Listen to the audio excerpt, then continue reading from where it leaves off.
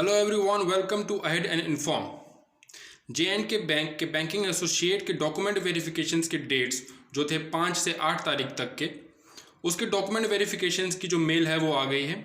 काफ़ी बच्चे वेट कर रहे थे कि डॉक्यूमेंट वेरिफिकेशन की मेल कब आएगी, तो आज यानी 3 तारीख को ये मेल आ चुकी है डॉक्यूमेंट वेरीफाई करने के लिए। लेकिन जो डॉक्यूमेंट वेरिफिकेशन पे जाने से पहले किन किन बातों का आपको ध्यान रखना है कि आपसे वहाँ पे कोई गलती ना हो, कोई डॉक्यूमेंट मिस ना हो। यदि कोई डॉक्यूमेंट मिस होता है या किसी की डॉक्यूमेंट्स में कुछ गलती है तो उसको कैसे वहाँ पे हैंडल किया जा सकता है, तो वो मैं आपको इस वीडियो पे बताऊंगा।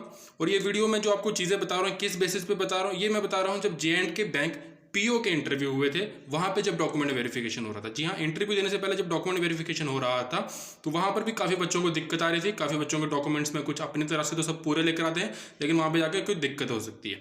तो आपको वो दिक्कत ना हो इसलिए ये वीडियो बना रहे हैं और आपको बताएंगे कि आपसे क्या क्या गलती हो सकती है और क्या क्या वहाँ पर आप कर सकते हैं, कैसे कैसे हैंडल कर सकते हैं।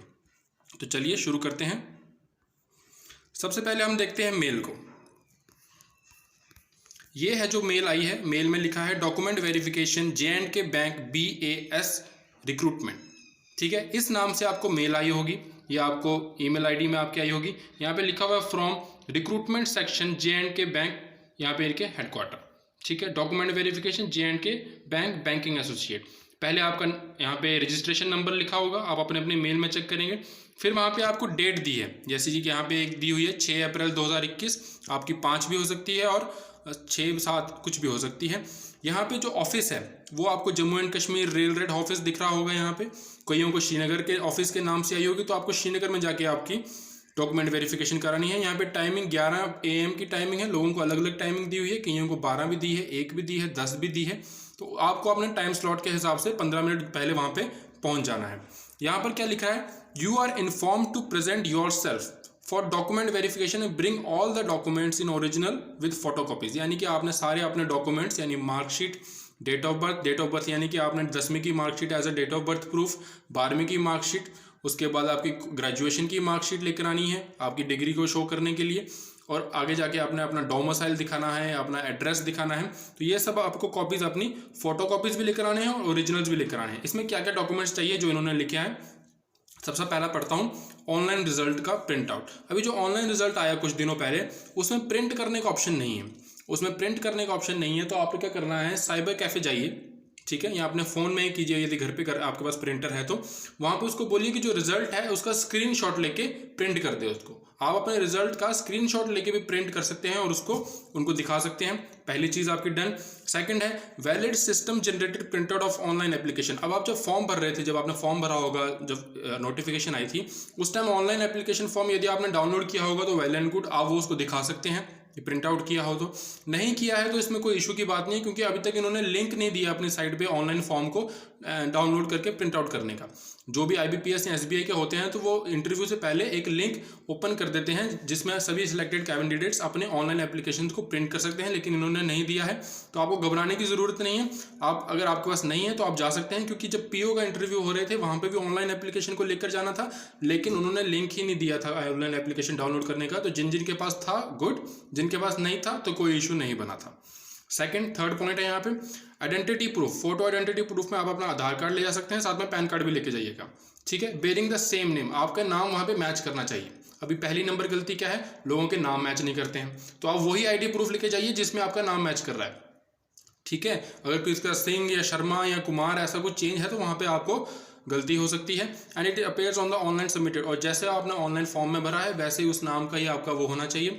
और याद रखिए, सिर्फ आपका नाम नहीं, आपके पिताजी का नाम, जैसे आपका फादर नेम लिखा होगा, आपका मदर नेम लिखा होगा, आपका एड्रेस सब डिट्टो मैच करना चाहिए। आपका पिन कोड तक मैच करना चाहिए आपके जो भी आप फोटो आइडेंटिटी प्रूफ दिखा रहे हैं। इनकेस नहीं करता है, मान लीजिए किसी का नेम चेंज हो गया है, शादी के बाद हो गया है, या किसी का कुछ एरर आ गया है, तो आपने क्या करना है, वो आपको एक एफिडेविट बनाने के लिए बोलेंगे।